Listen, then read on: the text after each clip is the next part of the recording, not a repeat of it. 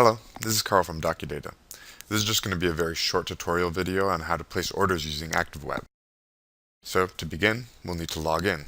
And to log in, we're going to need three pieces of information, which is our customer key, our login name, and our password. Some of this information might be provided to you by your record center on an easy-to-read handout. And another important thing to note is upon our first login, it'll be important to change our password.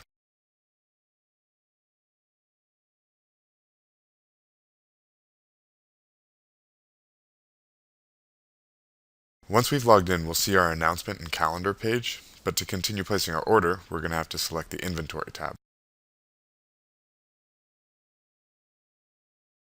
Once we've selected the Inventory tab, a search bar appears and a drop-down menu to its left. Now the drop-down menu allows us to pick with which criteria we want to search. So if we want to search with a full text search, or a box number, or a file number, or a description of either, this is where we select it. Today we're going to use box number. Now all the options that appear here are customizable by your record center. There's also an advanced search button below the search bar, which can be useful in some situations.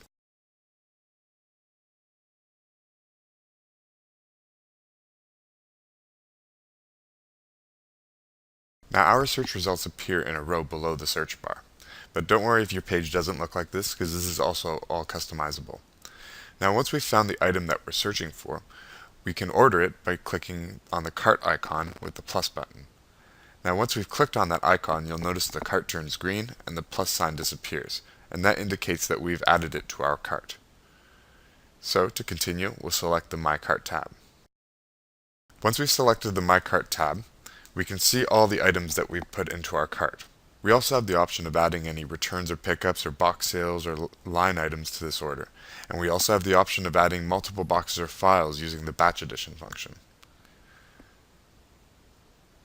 Here is also where we will select our delivery type. The options that you see in this drop-down menu will differ based on what your record center offers. But this is where we will select it if we want it by a certain date, or if we want it rushed, or in this case just a regular delivery. Here is also where we will select which address this order will arrive at, which is useful for companies with multiple buildings or multiple addresses. There is also a special instructions field which allows us to fill in any extra information that the courier might need to complete this order. These special instructions are for reference only. So we don't want to put anything like, we need this order by this date here. That won't be appropriate for this field. Something that would be appropriate for this field, however, would be something along the lines of park at the back of the building or ask for Jan. Once all this information is reviewed and correct, we can complete this order by clicking Submit Order. Submitting the order will bring up the order slip, in which we'll be able to see the status of the order, as in whether it has been accepted or rejected by the record center. We also will be able to see how many boxes and files we've ordered, and also the order number, which can be an important reference if we want to cancel this order. But as it is, this order is complete and sent off to the record center for picking.